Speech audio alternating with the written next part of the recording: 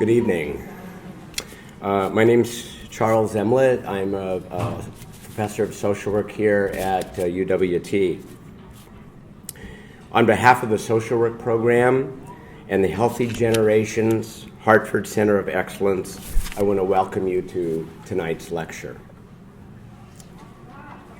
Wendy's lecture is a collaboration between the social work program here at UWT, the Hartford Center, and the School of Social Work in Seattle.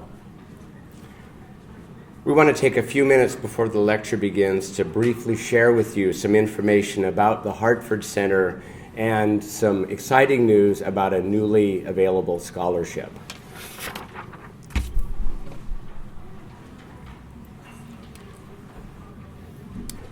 The Healthy Generations Center of Excellence is one of 5 centers funded by the John A. Hartford Foundation in schools of social work throughout the United States. The center at the University of Washington is newly established beginning in January of this year. The center has a focus on multi-generational practice and policy to address health disparities and promote health equity among older adults, their caregivers, and their families. Over the next 2 years, the center will work toward 3 major goals that are outlined in the handout that are on the chairs. So you can take a look at them at your leisure, and as I say to my students, I don't need to read this to you. You can do that. The leadership of the center includes Dr. Karen Frederickson Goldson, who's the director, Amy Astel-Rain, who is the associate director, as well as university faculty. The faculty of the center include Dr. Nancy Hooyman, myself, Dr. Jordan Lewis, who some of you met last quarter, our guest speaker tonight, Wendy Lustbader, and Robin Arnold Williams.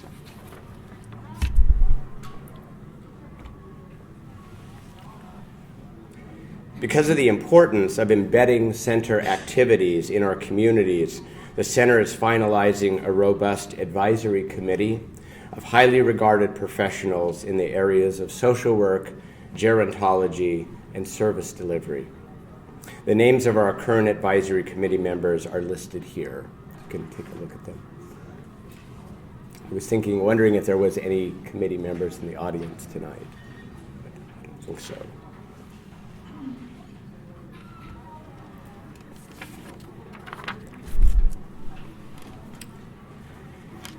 In addition to being able to hear and learn from Wendy tonight, we have another exciting announcement. Because of the collaborative relationship between our campus regarding the Hartford Center of Excellence and the generous contribution of a donor, the UWT Social Work Program is very excited to tell you about a newly established scholarship.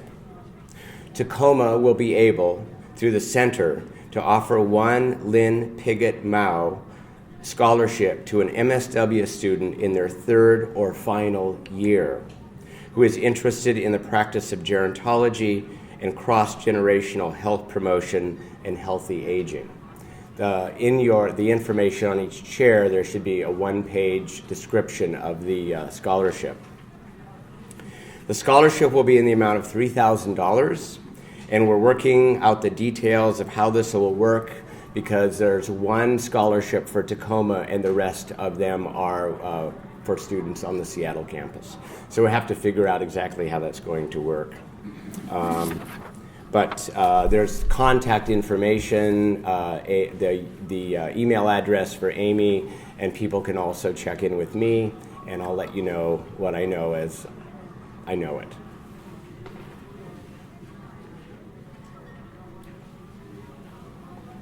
So tonight's lecture is an example of this collaborative relationship between the campuses stemming from the establishment of the Healthy Generations Center. Wendy's talk and future events are made possible by the generosity of the John A. Hartford Foundation, the Gerontological Society of America, and the Lynn Piggott Mao Scholars Program.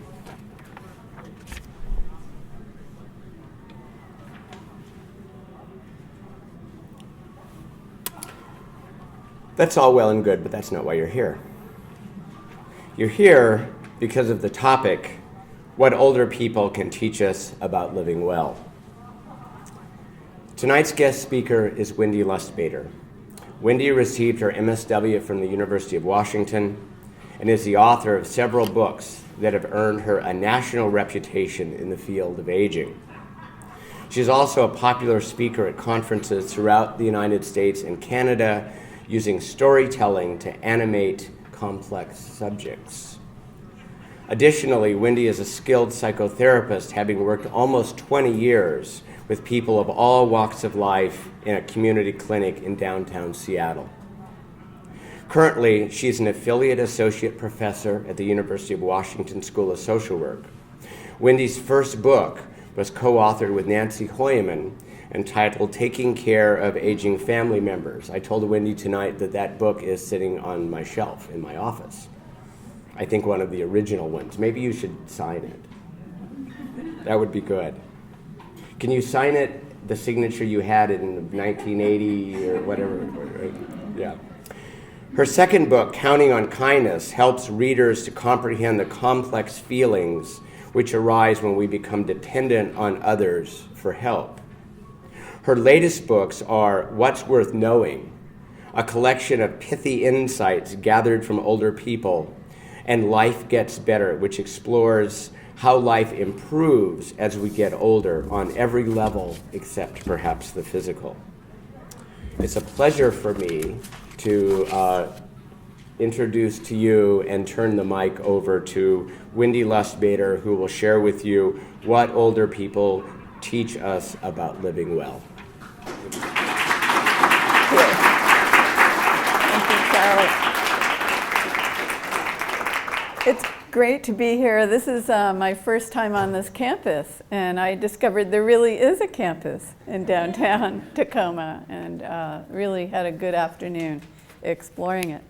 I really appreciate Charlie pulling this together because reaching out to the other part of University of Washington means a lot to me, but also the community. How many of you are not affiliated with the university? Raise your hand. And we have a couple of people. Yeah. And I also want to say we have a broad range of experience in the room. How many of you are just beginning to work with elders? It's just maybe in a practicum or wonderful, just the very beginning. Well, welcome to the field. How many of you are just curious about what we can learn from elders? Just the curious in the room. Excellent. I'm very glad to have the curious. And then we have people with lots of working experience with elders, so raise those hands high. Wonderful. Very good. And then, of course, we've got teachers in the room. So what I want to propose to do is, first of all, I teach by telling stories, which helps keep people awake, which is one of the greatest virtues. But the second greatest virtue of stories is people remember stories. People do not remember didactic material very well. But stories, people remember, and they tell each other stories. It's just something we can do from when we're very, very little. And it remains with us all our lives. So I'm going to start with one story and then show you where we're going tonight. So when I was in college, the only thing that interested me was the question of what is the meaning of life. I kid you not. And so I majored in philosophy and religion.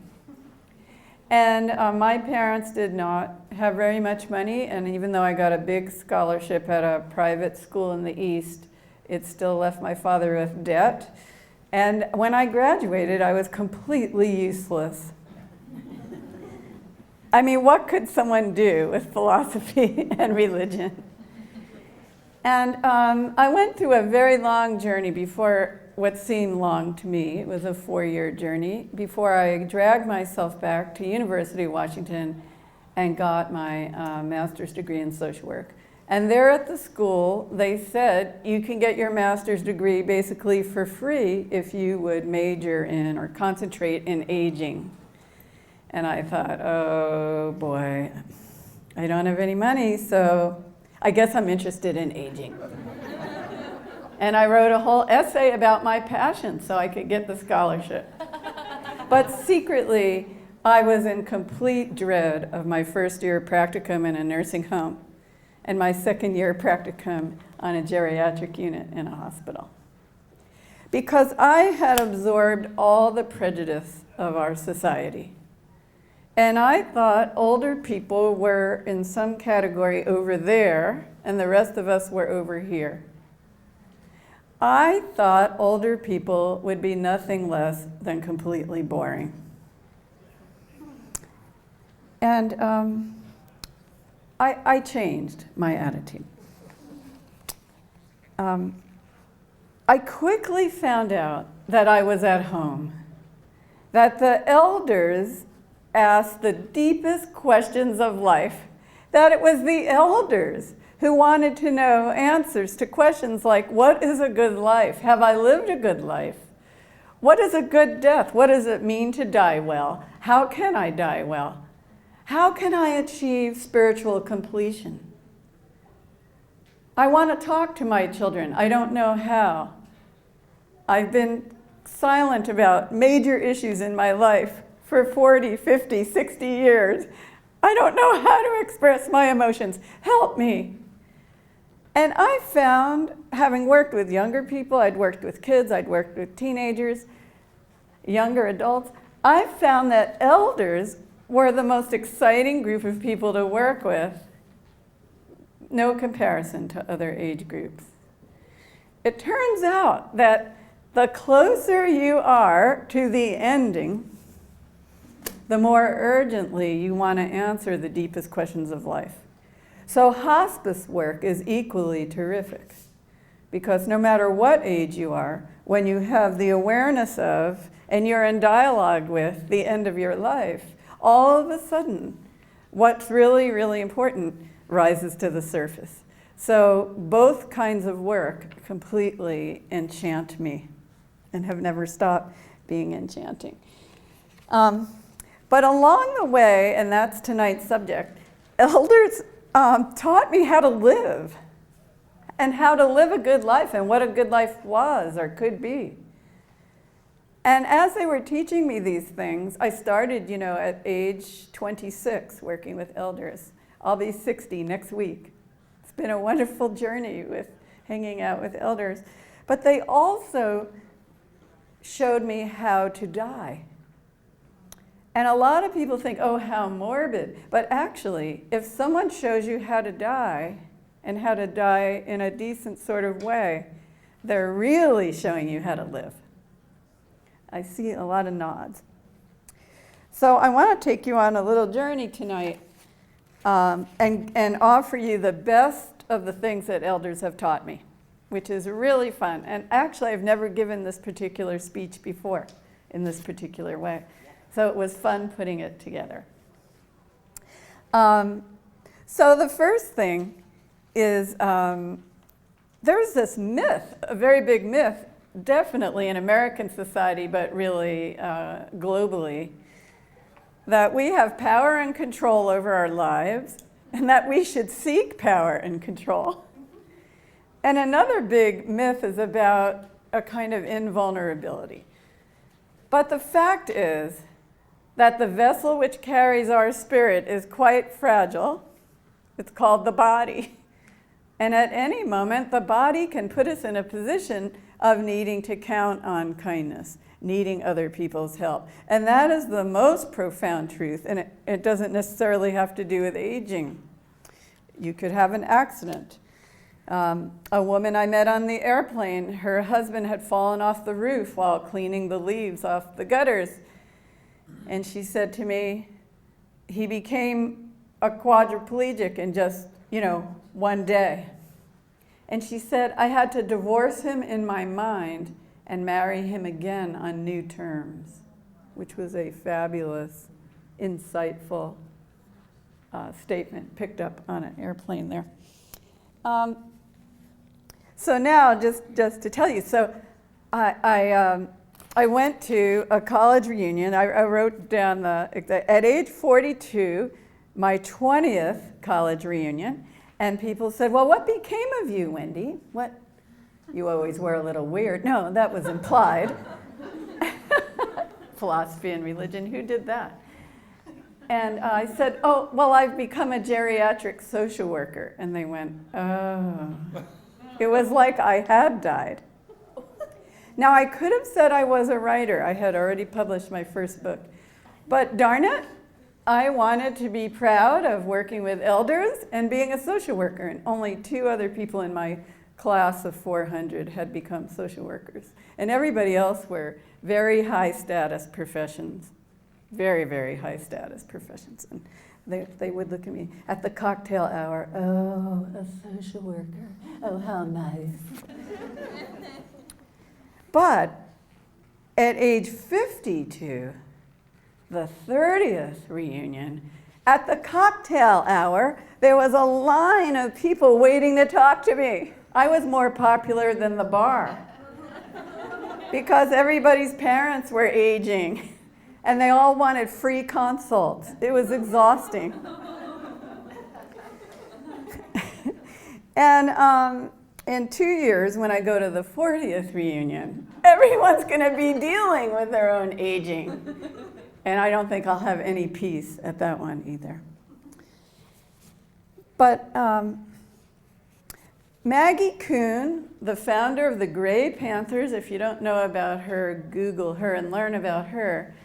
The Gray Panthers, she was a magnificent woman, and they had to carry her onto stages near the end of her life, but she loved public speaking. And she'd wave her cordless mic around, and she'd say, "Interdependence is the truth of our lives."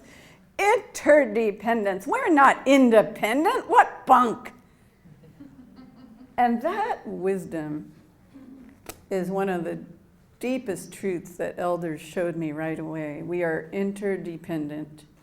We need one another from birth till the moment of passing on. And I think in the middle of life, and sometimes in early adulthood, starting then, we begin to really embrace this myth of independence, which is actually a very frightening idea because it's false. We need one another, and we need one another in every level. Okay. Let me give you the second big lesson. All of these lessons intermingle. You have to be as alive as you can while you're alive.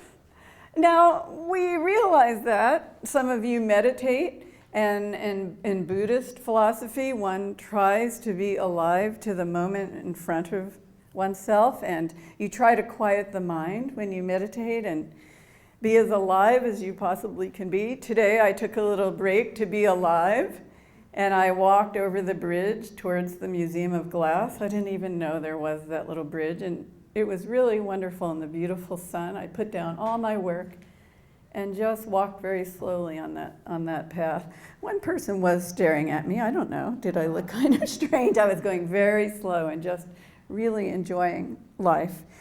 So I want to read to you an elder. I got to collect what elders taught me into a book. It was a dream to do it, and a 33-year-old editor at Tartar Penguin actually wanted me to do this book. I just said, "Why do you care about elders?" And she said, "Well, because of my great aunt. She's the best person in my life." And I said, "Well, why don't I interview her and get her into the book?" I did. I'm not going to tell you which one is her aunt. She was a little embarrassed that I had done that. But I drove clear to Western Pennsylvania to find this woman who had managed to inspire someone with a love of elders, right? A New York City person who didn't seem like someone who would care. I can put down New Yorkers because I am one. All right. So I keep a journal. I've kept a journal since 4th grade, continuously. And it is pretty priceless to have these journals. What to do with them when I die is a question, but we won't deal with that tonight. But I actually wrote down what people taught me in the course of my service to elders. When someone taught me something really magnificent, I jotted it down.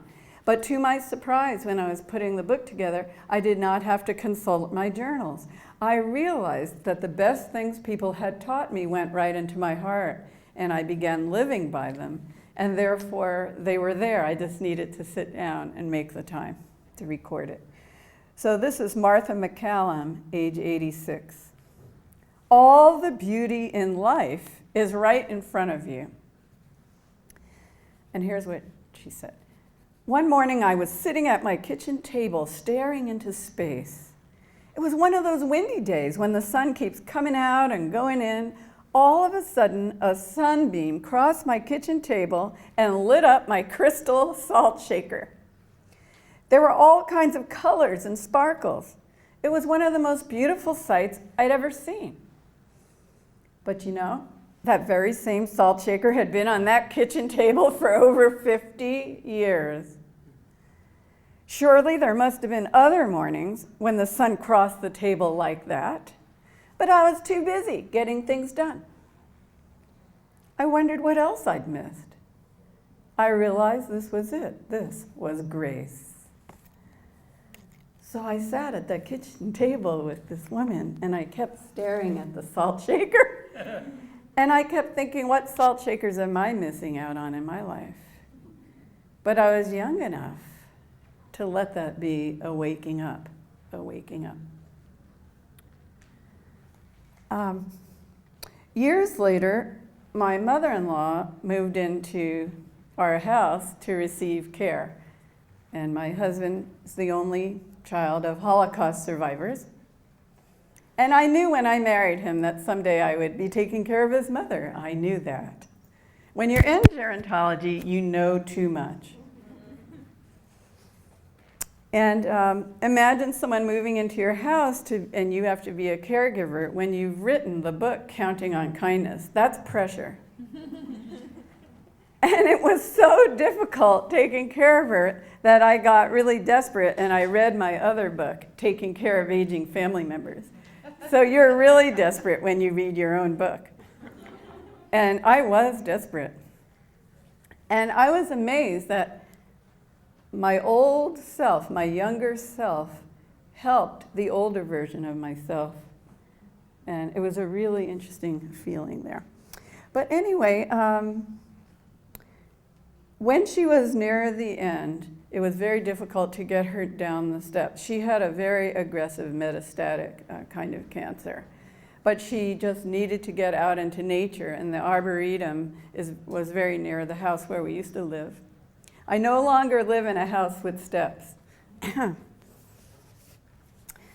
So I would get her down the stairs, and we would go for a walk around the neighborhood. And I just have to read this. This Life Gets Better is my most recent book, and I got her in this book. She has a depressing entry in What's Worth Knowing, but this one is much better. I was thinking about the walks that we took, and here's the thing. It took all of her strength to get down the front steps, walk around the block, and get back up to the front door, but we did it together 3 or 4 times a week. As we inched down the sidewalk, she pointed out every flower, the pattern in the paving stones, the various shades of green in the trees and the bushes. I had never seen my neighborhood before, not like this, even though I'd walked the circuit 1,000 times with my dog. She noticed artful decorations on mailboxes, the way handrails had been constructed, the varieties of front doors, and she had something to say about all of it. At first, I was infuriated by the slowness of our pace. I had other things to do. She would stop often, not because she was short of breath, but out of the need to examine the texture of petals of a flower, to get closer looks at the edging around a driveway. Grat, I'm glad you laughed. I was like flipping out. Gradually, I surrendered. There was no way to hurry a dying woman. I began to look forward to these walks. what else would we notice that we hadn't seen before? I let go of the concerns bombarding my mind. I opened up to seeing what was there. I'll just read one more part here. Normally, it's hard to give ourselves even 15 minutes of a day like this. Such alertness requires putting aside our preoccupation with what will happen later, tomorrow, and the day after that. It means overcoming the nagging distraction of our many pressures and aims. My mother-in-law reminded me of the patient momentum of looking and really seeing, turning an ordinary walk into gladness for continuing to be among the living. Long after she died, I would walk the neighborhood and challenge myself to walk like that, to be alive like that. And I did that today, right here in Tacoma. So, grab my water and my clock. That's always good. People say she runs at the mouth. Will she remember that she has to end while I have a clock? Don't worry. The third big lesson, and this is huge, is about friendship. Friendship. Spending years and years knowing someone, accumulating loyalty. So I'm in my 20s and I'm working with elders. My first job was with visiting nurse services, and I visited people who were very ill or just discharged from the hospital with a stroke, learning how to live. And what I learned, and they were people of all ages that I helped, but what I learned, and it was riveting, was what really matters in a friend. You know, a lot of people told me nobody from their job ever called them. You know, those work friendships, which are entirely matters of convenience, where you don't really know each other beyond the surface, those things fizzle out in a second should you come to a position where you really need some help. And so many people told me they wished that they had really put more of a focus on friendship now that they really needed it. That had an electrifying effect on me. I looked at my friendship community with new eyes, and I said to myself, if I had a stroke, who would take care of me? And I would like to suggest to everyone in this room, think about your friendship community. And what kind of friendships are you cultivating or growing or expressing your own loyalty to? It's unnerving and magnificent, even if you realize you only have one friend who would be that kind of friend, who would take care of you when you get sick.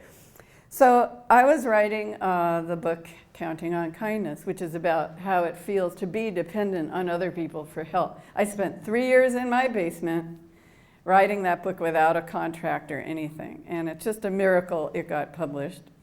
And it only sells about 200 copies a year, so they don't care about it at the publisher, but nor would they give it back to me.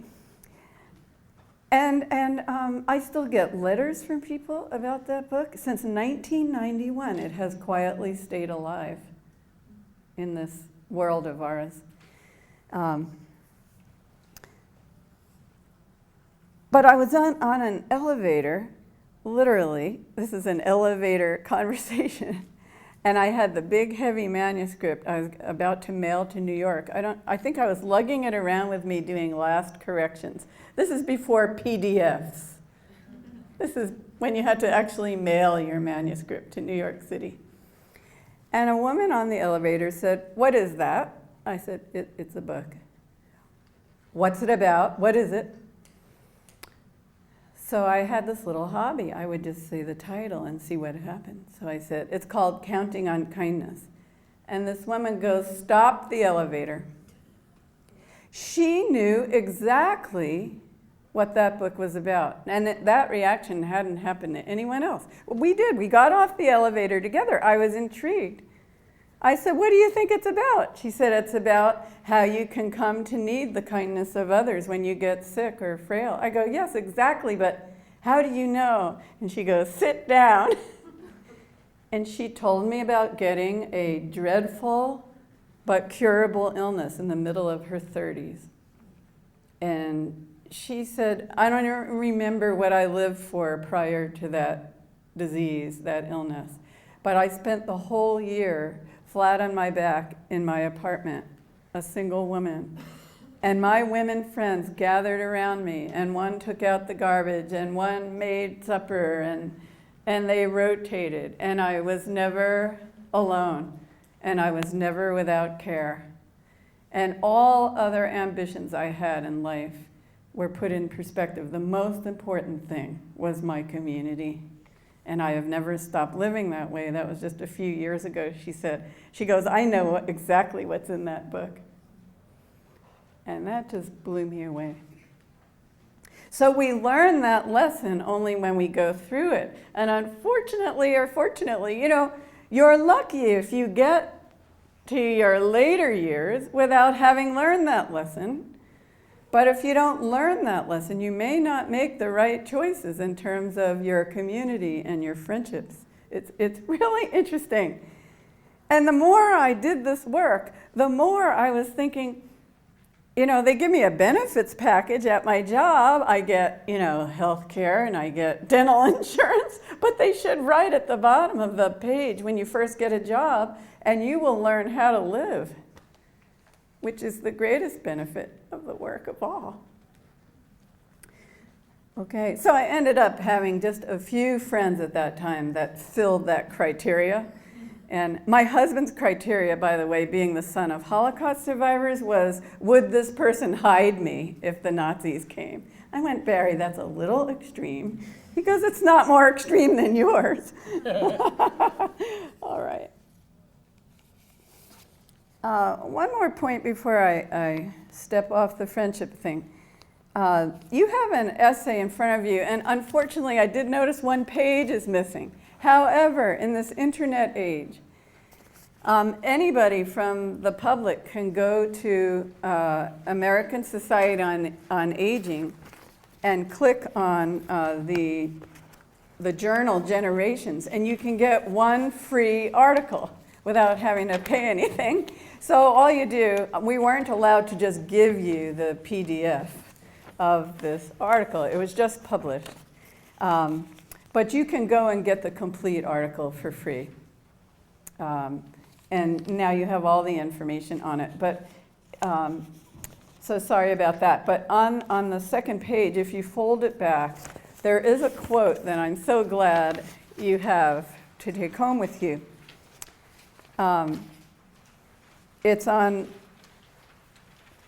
the second page, if you just fold it back. There's a quote on top in italics. It starts with the old women I have described. That is a quote from Barbara Meyerhoff. And this is just fantastic to know about. So Barbara Meyerhoff was an anthropologist, and she was interested in what makes a good life and what makes a good life as an elder. And she was attracted to this community in Venice, California, which was older Jewish people who were all by themselves. They were either their families had died or they were at distance from families. They were as ill and frail and sick as any population of elders, and they were totally impoverished. It was a housing project for the poor. And yet, what distinguished this community? People were lively, they were animated, they were full of laughter and zest. They were vivacious. As an anthropologist, she said to herself, what's going on here? Why aren't these people blue? Well, it's called participant observation. Anthropologists like to move into a community they want to understand. So she moved in and lived there for a year. And at the end of the year, she wrote a book called Number Our Days, which is a masterpiece. And I believe it's back in print. I saw it in a bookstore the other day. Number Our Days. Beautiful book. And what she found in this community was everybody was a giver. Everybody was doing favors for everyone else. And in Jewish tradition, this is called a mitzvah, or a good act. So if he lets me take out his garbage after he has a hip replacement, he's giving me the chance to do a mitzvah. And I have to thank him. Thank you for letting me take out your garbage, because that takes trust. And you have honored me with your trust, and I get to take out your garbage. I get to do a mitzvah. And it turned out in this community, all the elders were running around doing mitzvahs for everyone else. Everybody got to be a giver. One of the greatest mistakes we make in this society is we deprive elders of chances to contribute and to give. We all want to be givers. You don't want to just sit there and receive. And that's what this essay is largely about that you have in front of you. Because I'm basically taking apart retirement homes and elder communities where elders don't have anything useful to give to the surrounding community. We're not meant to live like that. We're not meant to live like that. So I think this essay will get some people very angry at me, especially people in the retirement home industry. And but I did get a letter already from someone who said, right on. Okay. So we'll see. We'll see. I just been thinking about writing about this for years. And so there you have that. So networks of reciprocity, and that relates back to friendship. And that relates back to the security of being able to count on other people. So here's a story. There was a woman, I was assigned to her. I worked at a community clinic, and she was in a wheelchair, and she couldn't leave the building because there was a 1-inch wedge in the entryway, and she couldn't get her wheelchair up over this wedge. And she was in a subsidized housing building. And the landlord told me he did not have to do anything about that because of some problem underneath the sidewalk. Can you believe this? The things social workers get into. But I couldn't make him build her a ramp because there was actually nothing under the sidewalk. Is that bizarre? So the city absolved him of responsibility. Every time I walk there to this day, I wonder about the next earthquake. So she was trapped there, and I cashed in several favors. And an assisted living building for poor people was being built by Sisters of Providence in downtown Seattle, not too far from the building. I cashed in 3 or 4 favors. Social workers are like brokers, you know. You just make deals. And I had done favors for the social worker in charge of that building when he had another job. And he remembered the favors I had done, and I went, I want this lady to get the first apartment. All right, get off my back, you got it. So I show up at her apartment, and I go, I got you, water view, it's $1 million view of Puget Sound, you know, disabled access, sky bridge to Pike Market. And she just says, I don't want your shiny new apartment. And I went, what do you mean you don't want it? You're trapped here. She said, you listen to me, toots. And I can't tell you how many times the bony finger has been in my face. And you know, it's happened to me so many times that I have realized when that happens, get ready, you're about to learn something good. So she said, you listen to me, toots. I've been in this building for 12 years. For 12 years, every Christmas, I have made a roast for the man on the 3rd floor. And for 12 years, before I was in this wheelchair, I used to go shopping for the lady on the 5th floor. And I used to darn the socks of the man on the 2nd floor. And she went on and on and on. And I'm not kidding. While we're talking, there's a knock at the door. I kid you not, this is like a Hollywood film. She goes, come in. And there's this man trembling all over, holding a roast in a roasting pan. And he had a terrible hand trimmer. And he said, I made you dinner, honey. And I'm just salivating. And anyway, she said to me after he left, she said, "Can you see? Here I am somebody. And if I move to that building, I'll just be another little old lady in a wheelchair. I'd rather be somebody." And I went, whoa. Lesson learned. The next big lesson is about laughing. Humor. The elders who seem to not exactly age gracefully, it's not that there's some big value in being graceful, but I'm looking for vivaciousness. And the vivacious elders seem to really laugh. They like to laugh at themselves. They like to laugh at the human condition. And I saved out of all the possible stories, 2 of them. One from my mother-in-law and one from a woman named Rosie. So I'll tell you my mother-in-law's one. So I already described her to you, so this is fast. So again, near her death, she had this desire to go shopping. I hate shopping, but she wanted to go to the Burlington Coat Factory. And here she's so frail she can hardly walk, and that thing's like 3 football fields long. And it's not just coats, it's unbelievable. So I had this big shopping cart, and she's throwing stuff in there. She loved clothes. And we're piling them up. I could hardly push the thing. And we get to the try-on room, and there's lots of noise. And men who have waited outside those, have you ever waited outside with other men? Yeah, you wonder what's going on in there, right? Well, it's a very social thing going on. So we're in one stall, she's in one stall, I'm in the other, and we're yelling to each other over the din in there. And she yells out, "You know, I've waited 40 years to be a size 9. Look what a little chemo will do." And the silence falls over the try-on room. And not seeming to notice, she yells out a few minutes later, "You know, since I'm dying, I might as well spend." And then she adds, "You know, it's really good to shop when you're dying. You don't get the bill." And she died. She died 3 weeks later. And then I got the bill. And I really wept over that bill. It was really something. Yeah, oh good. This group has a sense of humor. It's great.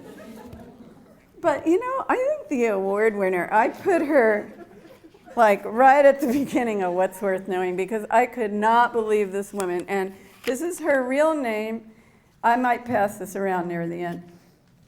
This is her real name and a real photograph. See, whenever there's a photograph in the book, obviously, it's a real person and I use their real name. And I went to great lengths to get permission to use the photographs of people who had died. But the lawyers for the publisher said, "Oh, you don't need permission if they're dead." And I said, well, there's 2 universes. One is called the legal and the other is called the moral. I don't know if you've ever heard of it. Ooh. Anyway, so I did get permission if you see the photo, and it is the real name. So Rosie Barlow Mills, I happened to visit her just a few weeks after her husband of 70 years had died. 70 years together. Rosie Barlow Mills, age 90. "You've got to keep a sense of humor." Here's what she said. I wrote it down verbatim. "Seeing what's funny, even in a terrible situation, that is the only way to live. I learned this from my grandmother. She took care of me when I came down with polio at the age of 9. One day we were driving in one of those early model cars, you know, the kind that's half open at the sides, and I had a leg spasm. I started sliding down off the seat. My grandmother leaned over and grabbed me and pulled me back up. Meanwhile, she plowed right into a telephone pole. The car was a mess. People came over to help us, and she told them, at least I kept her on the seat. It's fantastic. And then she went on. Bill and I were married almost 70 years, short by just 2 weeks. On the day he died, he asked me to get into bed with him.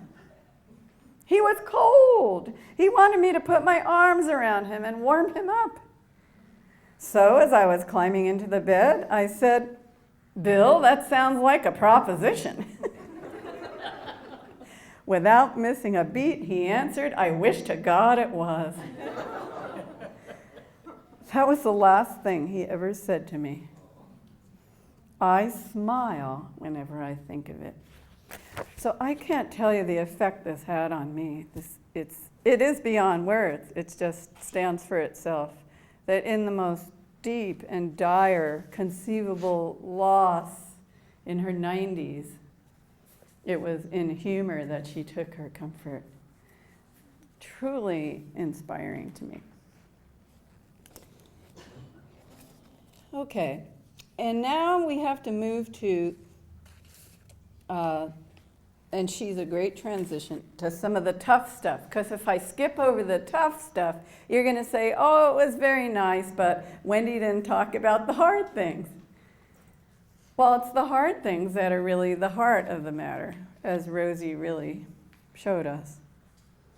So I'm going to just excerpt from a talk I gave to a community of visually impaired and blind people.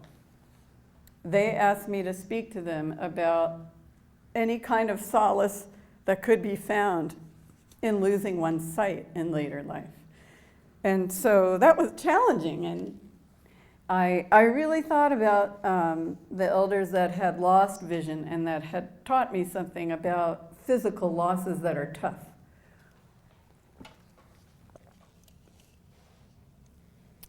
So one of them, her name is Sophie Noble, and she was my husband's best friend's mother.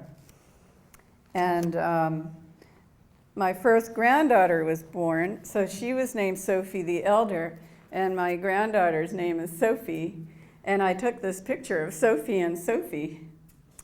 And I didn't tell the publisher that that was my granddaughter, because they would never have used it on the cover. They're very perverse in New York City. But because I didn't tell them, so they sent me 3 possible covers, and you know which one I wanted. So I pretended to be indifferent, because if I said I wanted this one, I wouldn't get it. That's how they work, yeah. I got it, yes. They never knew. Now Sophie's 14, and she goes, yeah, Grandma, that's all right. Yeah, just settle down here. But that's Sophie. I said, don't you want to take it to school and show people? No, Grandma, I really don't. A little bit older. Okay, so Sophie Noble, the elder, was going blind, and it was very hard on her. And I want to read to you what she said. You can see I have a lot of Post-it notes here. Post-it notes now, they compensate for the aging brain in a wonderful way. Sophie said, don't fight things you can't change. At 86, for a long time after I lost my sight, I was going to doctors looking for them to make things better for me. I felt cheated. Why did this have to happen to me? I can't even read the directions on the back of a frozen meal. Just recently, something inside me clicked. I woke up one morning and I said to myself, you know, I want to live, so this is it. You know, she could see colors and light and shapes, which is really very beautiful if you put aside what you can't see. I have certain medical problems and they're not going to get any better. I said to myself, it's time to start living again, a different life. But at least it's life. Now I wake up in the morning and I'm not complaining. And my son, he writes the directions on the back of frozen food with a thick marker. You know, she went through a struggle, but she got there. Interesting. And then I love this one woman. Her name was Grace. I'm just going to read to you from Life Gets Better. I stuck her in here. See, I should have done just a second edition, right? You know, what's worth knowing too, as I met more and more elders who taught me about life. So I want to read you this one. Oh, here it is.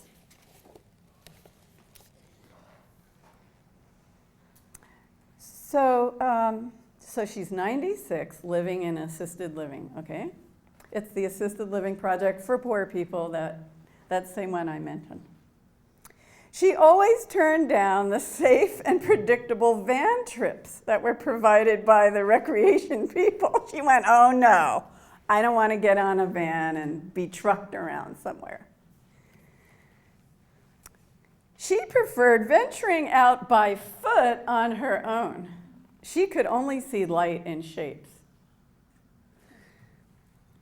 She was almost totally blind.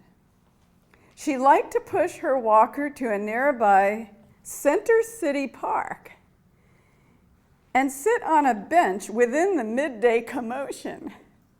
And I was very curious. Well, I said, so what do you do once you get there? And it took a long time to get there like this. She had to be very careful not to fall. And she memorized the route. Overhearing the racy lunchtime conversations of women released from their offices was ample entertainment. She said, you cannot believe what the women tell each other. And they act like I'm not even there. Like I'm a tree or something. She said, unbelievable things go on. She quoted some of it to me and made me blush. Sometimes she listened to both crows and homeless people scavenging for their survival in the waste bins not far from her bench. The crows worked quietly, and the people made commentary, sometimes blasphemous. After absorbing herself in the spectacle for an hour or so, she would return to her residence revitalized. Unbelievable. See, she couldn't read anymore, which was a huge grief.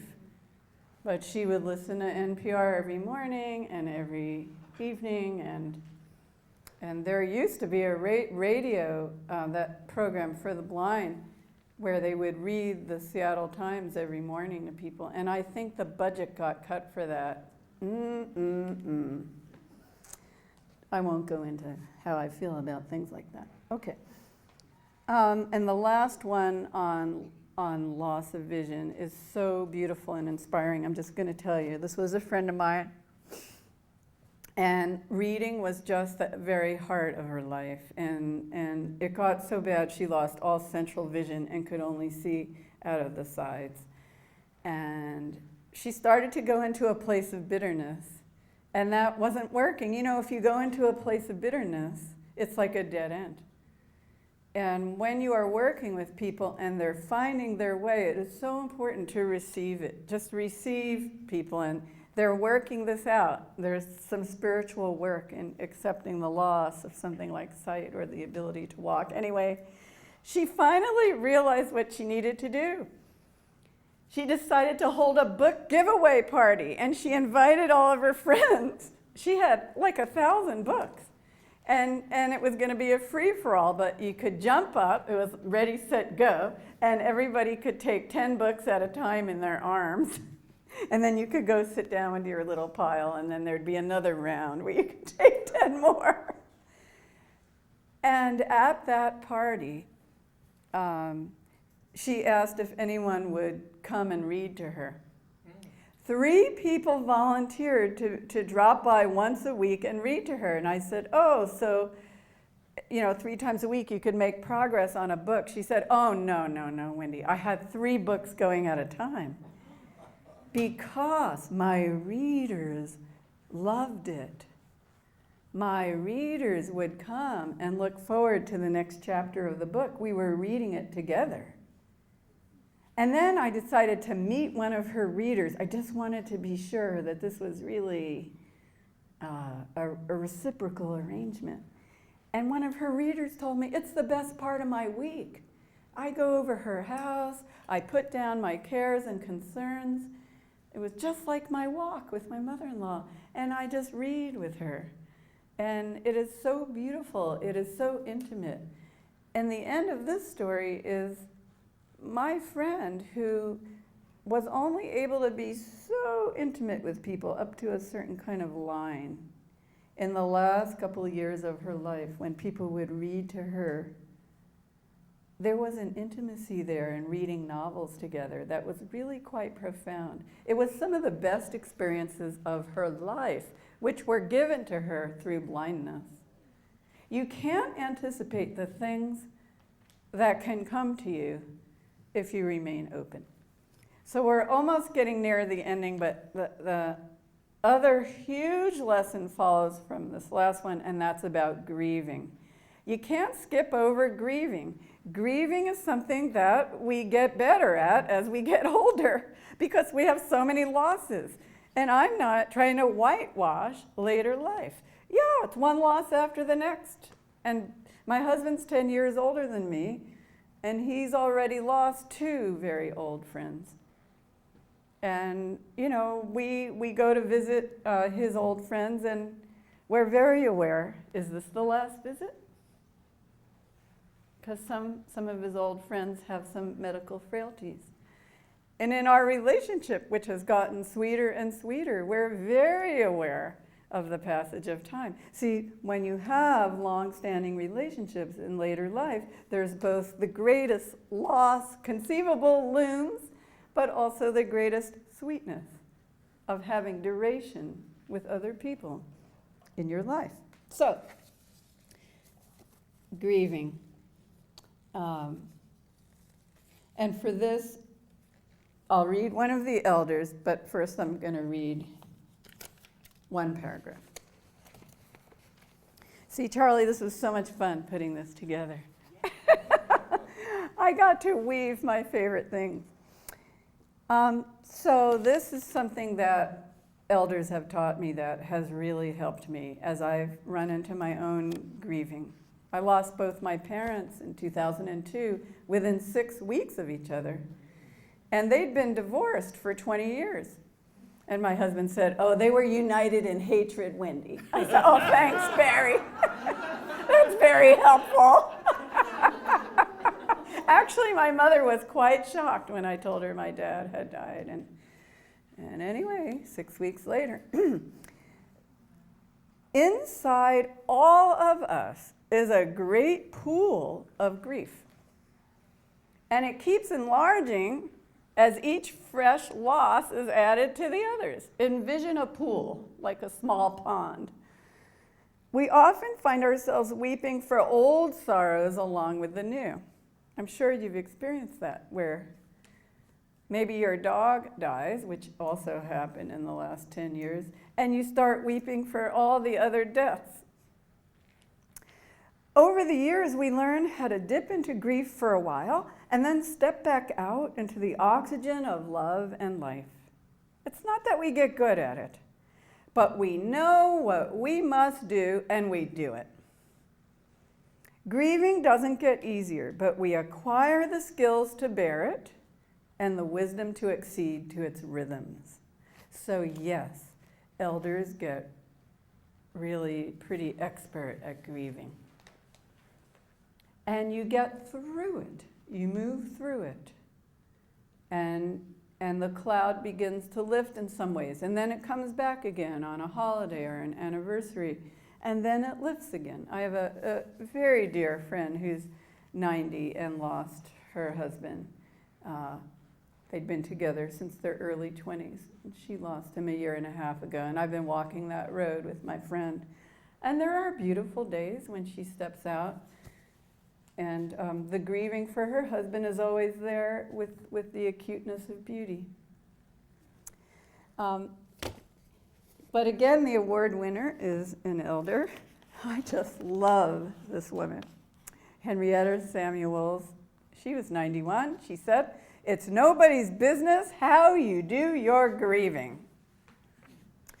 Ever since Ralph died, I've been going into our big closet in the bedroom and sniffing his clothes. I squeeze myself in there right between his suits. That's where his smell is the strongest. Especially when I'm feeling blue, I go in there and get a good long sniff.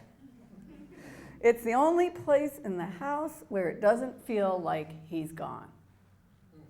Can you picture this lady in the closet? One afternoon, my daughter came over while I was still in the closet sniffing. I guess I didn't hear the bell. She used her key. The next thing I knew, I heard her calling me in the hall. I tried to sneak out of the closet, but some hangers gave me away. She asked what the heck I was doing in there. I thought she was going to have me locked up. She threatened to throw all of his clothes in her car that minute and donate them to charity. I let her know that closet was going to stay just the way it was. It's nobody's business how you do your grieving. Magnificent, magnificent woman. So we are reaching the ending. Probably the most heartening lesson that elders have taught me is something that André Gide, I never took French or anything, is that how you say his name? He wrote, "The finest audacity is at the end of life. It's not in youth." The finest audacity. I love that. I love that phrase. I like to keep repeating it. And I have to say, elders have shown me how audacious you get to be when you don't care anymore. You don't care what other people think. And you stop comparing yourself with others. Hallelujah. Hallelujah. And if you have a dream, why not go for it? If not now, then when?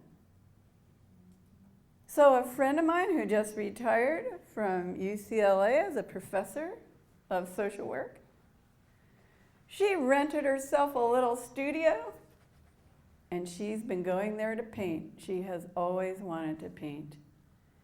And sometimes she goes there and just sits there, and she's just so happy to have a studio with paint in it. And when I went to a conference in LA, the first thing I did is I said, "Oh, please take me to your studio." And it was such a beautiful place. You could just feel her soul had wings there. Because being a professor, takes a lot of your time every day. And finally, she is 10 years older than me, so she just turned 70, and she rented the studio last year. And she is so joyful to be painting. I'm not going to be seeing her at conferences anymore, sadly. I'm going to have to just go visit her. I took up cello when I turned 50. So I will be playing 10 years soon. And to take up cello is very audacious. But I didn't ask myself to become a concert master. I wanted to be able to play vibrato. I wanted to just put my finger on a string because the cello is the instrument that comes the closest to the human voice. The cello can weep. Of course, I like the minor keys. And when I'm alone in the house, I have to be alone in the house. I only took lessons a couple of years because I found out how to hold it and what to do. And he said vibrato wasn't teachable anyway. It's like this magic thing that happens. And I kept saying, no, teach me. That's why I'm paying you all this money. He goes, it can't be taught. It has to be profound. Any stringed instrument players in the room? Yeah, it's really quite the thing. And one day, about 6 years ago, alone in my house, I put my finger on the string to try to play this old ancient Jewish melody, the Kol Nidre, which is the most sacred melody that's played on the High Holy Days. And out came the vibrato. And I'm looking at my finger like, where did this come from? And it was like I was being visited by space aliens. And it was so gorgeous, it made me weep. I was able to play the most gorgeous vibrato I had ever heard. I'm not kidding, I felt like it was somebody else's arm. And to this day, I can't do it when anyone's present, but I can almost do it on command now when I'm alone. So I had to be free enough to not want any kind of perfection, and I read music very slowly. And tomorrow night, my granddaughters and I are going to try to rehearse something we want to play on Passover together. We now have a string quartet because there's 2 violins and a viola and then Grandma. And I'm just not keeping up with the kids, I can tell you that. But the joy. So the audacity, the finest audacity. And so many elders that I know have taken up dreams that they had, and they don't have to be things that cost money. And some people like volunteer at a literacy program because there's an elementary school across the street. And what I would like to end with for everyone in this room is we need to counter ageism, all of us, by speaking about elders with respect, with dignity, with joy. Let's get rid of the word the elderly. Never say that again. Everybody in this room, throw that word away. Nobody is in the category called the elderly. No one's going to come up to you and go, "Hi, I'm one of the elderly." Why doesn't anyone say that? Because it's gross. But if I come up to you and say, next week I'm going to be 60 and I can finally call myself an elder, I am an elder. That has a wonderful ring to it. Besides, I'll get into the movies cheaper. And when we catch somebody referring to an elder as cute, when you're walking with a friend and they see an older couple holding hands and they go, "Oh, aren't they cute?" Turn to them and say, cute isn't the word. You could say beautiful. You could say how lovely that their love is still in such beautiful evidence. But cute, it's not. And let's all challenge the disparagement that we bump into. Let's all be attuned to it, everybody in this room. And I really believe to change what goes on in America, it has to be in the heart of every person. So the people who came tonight out of curiosity, I especially want to honor you. Thank you for being interested to find out about what elders have to teach us. And my last story has to do with, it's a quick one, which is, so you put these books out into the world and not very much happens when you write about aging. My mother used to say, "Why don't you write about something interesting like sex or love? Why do you have to write about caregiving and aging?" I go, "Mom, just chill out here. This is it." But I get letters, and I put them in a notebook. And this is the greatest letter. So a 19-year-old young man was given What's Worth Knowing on his birthday. And he thought, "Oh no," from his mother. And he said, but it was so easy to read because it's just, little vignettes, one vignette to a page. He said, I started flipping through it. And then I read the whole thing. And he said, the reason I'm writing to you, it's not your book, but your book had an effect on me. Because I used to always go to family events like weddings, and all these great aunts would come and kiss me, and I would run away from them as fast as I could. But after I read your book, I got to thinking, so the reason I'm writing to you is at the last big wedding, instead of running from my great aunts, I ran towards my great aunts. And I even asked to be seated with them. And I spent the whole reception hanging out with these old ladies. He said, "Dear Ms. Lustbader, I want to thank you for giving me the treasures that I have in my family that I would have missed. And I think your book is important. I think we all have to pay attention and not be prejudiced. And let's start with our own families." And he said, "I had a blast. It was a fabulous evening." So thank you for your interest, and thank you to all the people in the room that are actually majoring in aging or focusing on it. And we welcome you so much to this work. Thank you so much. Thanks for coming. Thank you. And thank you very much. I am going to end the formal program and just hang out because some people have to go. I can take questions from the whole group, but I'd really love for people that, if you need to leave, to give you that space. But if anyone wants to ask a few questions, yes, go ahead. There's a book called Bowling Alone. People say that that's a great book. I haven't read it yet. The question is, the conclusions of the study was that over the course of, I don't know how long the period was, but the average American has fewer friends as the changes are going on in our society. Yes. Now we have fewer friends per person. I think it went from 3.4 to 1.9 or something. Yeah. Close friends. So how is this trend Yeah. figuring into your piece about Thank the you. value of friendship Yes. and interdependence? Thank you. What a great question and observation.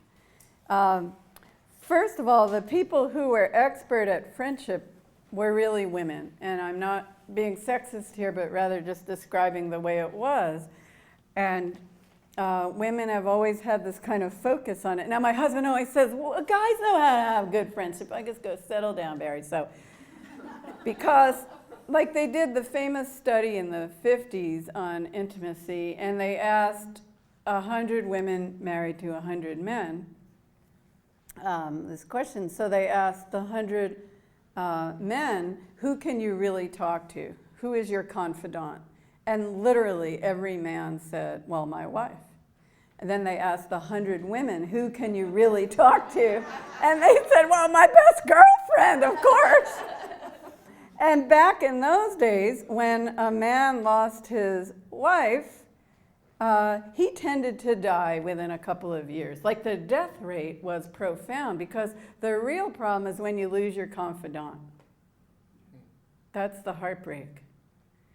Now, many people think that what's happening is women becoming more and more professionals. You know, when I was in college, I was told when I graduated high school in '72, the purpose of going to college was to find a husband.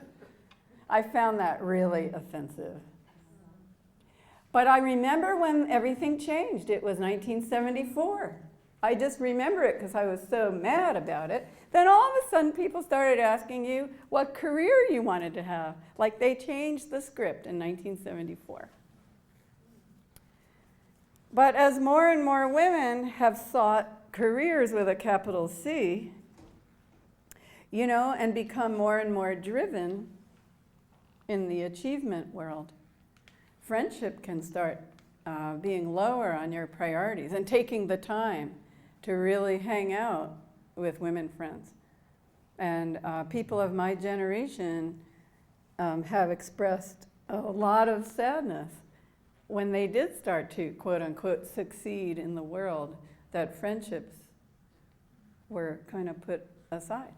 Now, I'm making vast generalizations about societal trends, but I think those are some of the forces that, just some of the forces that have led to a weakening of sort of devotion to friendships. But I won't go on a long tangent about this, but one thing we can all think about and everyone can debate about is in the rise of social media and being able to be in touch with everybody you knew in high school, college. You can find the people from preschool if you want. Are people reigniting these old friendships? Is there something coming back? I don't know. But I have a blog now for Huffington Post that I just posted a few days ago called Boxes of Old Letters, Burdens or Treasures, about the demise of letter writing. And letter writing used to be a big vehicle of friendship. And I'm just grieving publicly in that blog. So you go to Huffington Post and just type in my name and you'll see that blog. But thank you for, it's a provocative question. Another comment or question, we have time for a couple more. Or anyone want to say something that an elder has taught you or shown you? Oh, you're good. Yeah, actually, I love your vest, by the way. oh, thanks. Tacoma. Oh, Another question. Those of us who are nurses in the room. where are the nurses? Oh, wonderful to have the nurses. Aging is a time with new challenges Yes. and safety concerns. And we're taught to help folks Yes. age in place by removing throw rugs on the floor, allowing wheelchair accessibility. But in all of your stories, Yes, yes. about There's a lot of where risk they taking. were, there was an awful lot of, because Yes. especially the wonderful story about the woman who didn't want to leave because she could make the rows for the man on the 5th floor. There will come a day where she can't. Yes, she already couldn't. So at what point are you honoring age Yes. and the individual as opposed to being too risky? Yes. I don't want to say for their own good health, but I am an Well- old nurse. So at what point do you step in and say, Yeah, you gotta yeah. go to the retirement home or your daughter's house or something? So No, wonderful, wonderful. Quite literally, some of my best friends are nurses.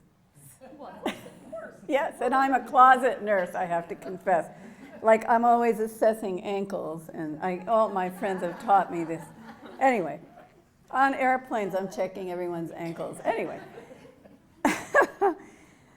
So actually, this is a wonderful question because there are ethical issues, practice issues, societal issues, and spiritual issues, all in the privilege it is to be able to take risks and to make choices. So risk is a normal part of life. Risk and making choices about risk. And on the one hand, does it make any sense at all to deprive elders who are able to assess consequences? And that's really key. An elder who has advanced dementia, you can clearly make an argument for protecting that person. But if someone is able to assess the risks and is well informed of them, but still says, I wish to do this. And that was the woman that would walk up to that park. I was her social worker. And the nurses that worked at the place where she lived were like, she's doing what? Should we let her out the front door? Well, she didn't have a drop of dementia. And it was assisted living where the values are autonomy, right?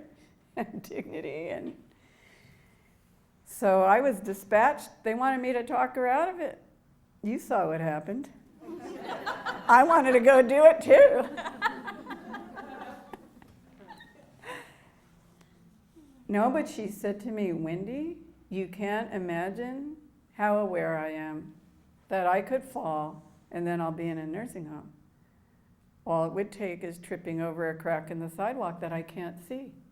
So I have cased out the sidewalk. There are no tree roots.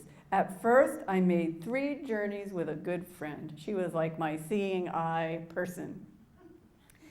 And there were no perils. There is one section where I'm just kind of in the air and there's nothing to touch. And it lasts for exactly 35 steps. And I count. And I really focus. until I reach this fence area. And when I touch it, I know where I am. And she said, I will say that for 35 steps, I am out there, but don't you know it? It scares the daylights out of me.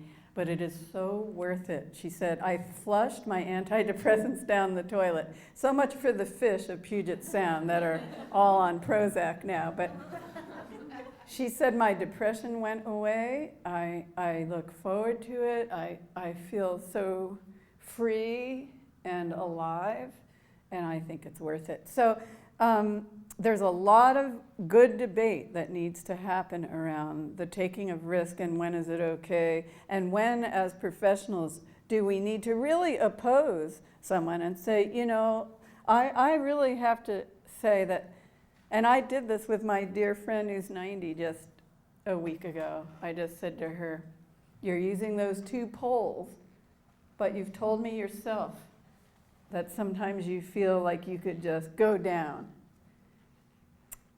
I know you don't want a walker, but I just have to say this to you. Is it worth not having a walker and then maybe having a catastrophic fall?